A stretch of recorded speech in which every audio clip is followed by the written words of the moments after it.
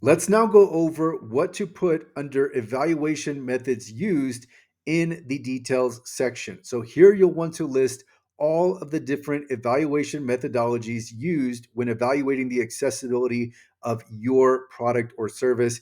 How did you evaluate accessibility? What assistive technologies did you use? What accessibility tools did you use? What environments did you evaluate in? This is all information you can bring forward under evaluation methods used.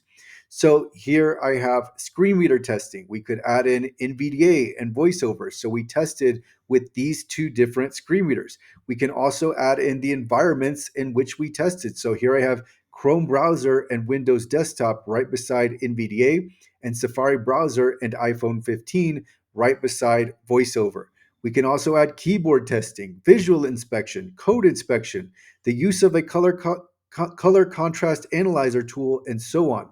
So here is the part where you're going to get exhaustive and you're going to itemize each of the evaluation methods used.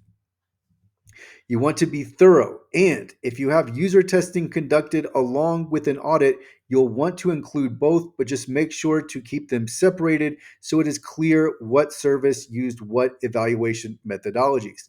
Also, the more detail you provide, the more methodologies you used, the better it's going to reflect, but you also want to be genuine in this. You don't want to just add in evaluation methodologies that were not used or used nominally. You want to make sure that this is all genuine and accurate information. So we want to see that the product or service was thoroughly evaluated. And the more you show that you've evaluated using various different methodologies, that's going to reflect well in the ACR. Now, one other point of emphasis, and this is from the ITI's side, so the information technology industry side, and they are the developers and the really the organization that maintains the VPATs. They emphasize knowledge. So here under evaluation methods used, and this is in the instructions in the WCAG edition of the VPAT. So for evaluation methods used, it has described the testing performed.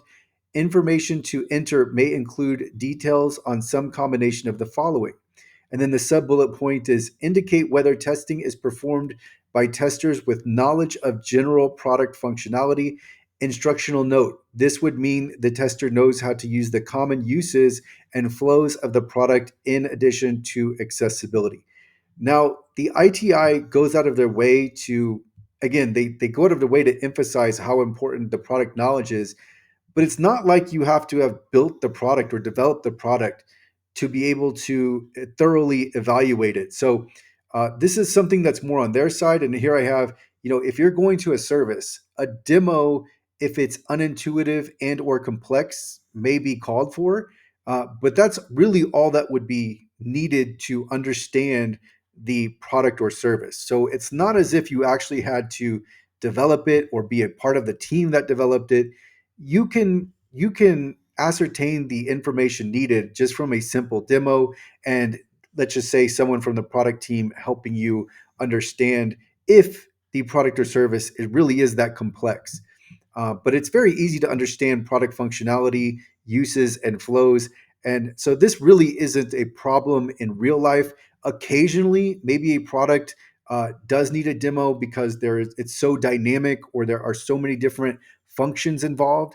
But for the most part, products are very straightforward and easy to understand. But I wanted to make note of this because the ITI goes out of their way to emphasize that you need to have someone with knowledge of the product. Well, yes, but the knowledge isn't that difficult to get. So I wanted to add this in. And then on this next slide, we have the accessibility table, and I want to make sure, yeah, that's skipped this slide, but let's just end with the resources. So here, if you need help with VPAT services, accessible.org offers VPAT services. Also, Accessibility Tracker is a platform that tracks all accessibility issues, not just those flagged by a scan, and it has AI to help your team with fixes. And in the description for this lesson, you will find the playlist to the complete VPAT training, along with any updates to this lesson and more resources to help you with accessibility. That will end this lesson. We'll continue on with the next.